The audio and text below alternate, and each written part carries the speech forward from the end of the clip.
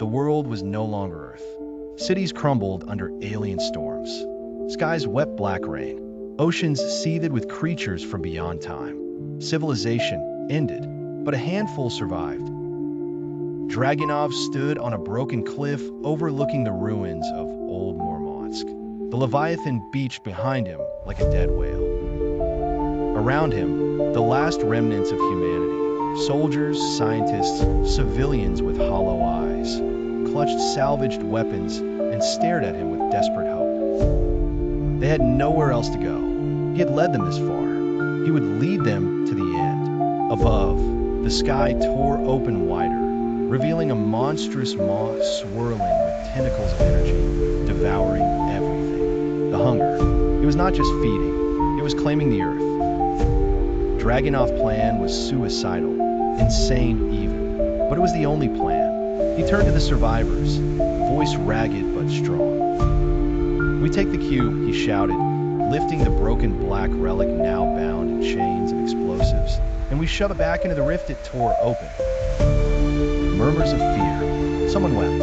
Mikhail, frail, coughing blood, stepped forward, rifle shaking in his hand. "I'm with you, Commander." One by one, they stepped forward, choosing death on their feet rather than dying caged like cattle. Dragunov gave a grim smile. One by one, they stepped forward, choosing death on their feet rather than dying caged like cattle. Dragunov gave a grim smile.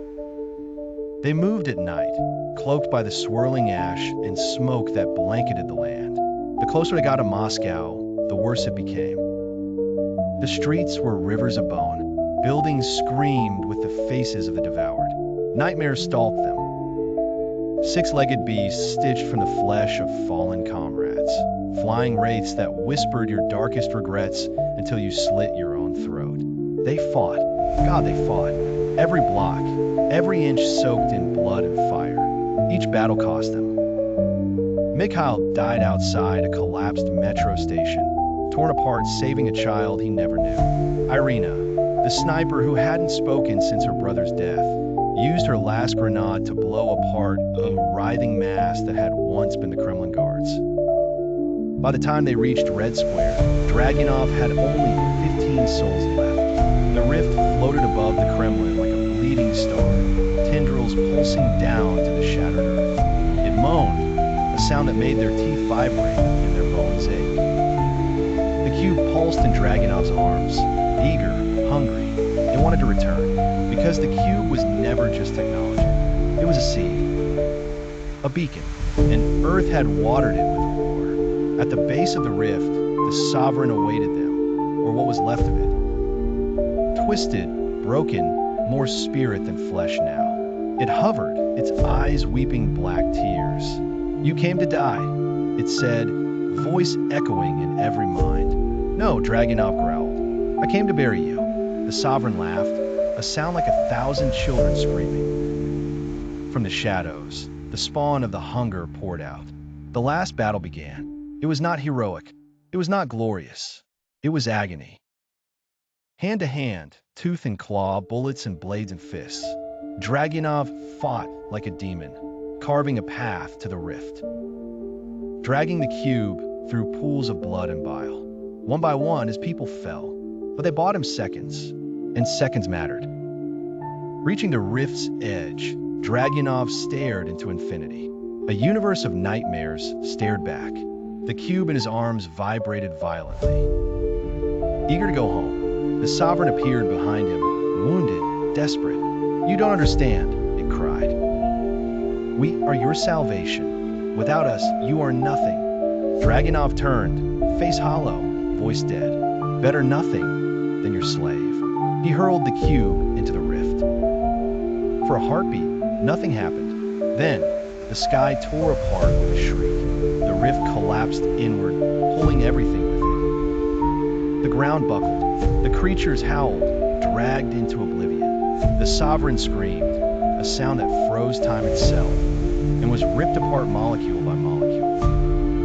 Dragunov felt himself lifting off the ground, pulled toward the rift. He closed his eyes. He did not pray. He had no more prayers left. A hand grabbed his wrist. Irina, half dead, bleeding from a dozen wounds. Together, they fought the pull. The world twisted. The Kremlin collapsed into the black hole. And then, silence. When Dragunov opened his eyes, he lay on cracked earth under a cold, dead sky. The rift was gone. The cube was gone. The nightmares were gone. Moscow, what was left of it, was silent. Irina lay beside him, breathing shallow but alive. Above them, stars, real stars, began to shine again. The hunger had been banished. Earth, though broken, had survived. Dragunov sat up slowly, every bone in his body screaming. He looked at the few survivors staggering toward him. A handful, but a beginning. He felt something warm on his face. Tears. For the first time in a long time, he allowed himself to cry. The night was long. The rebuilding would be longer. But they were free, or so they thought.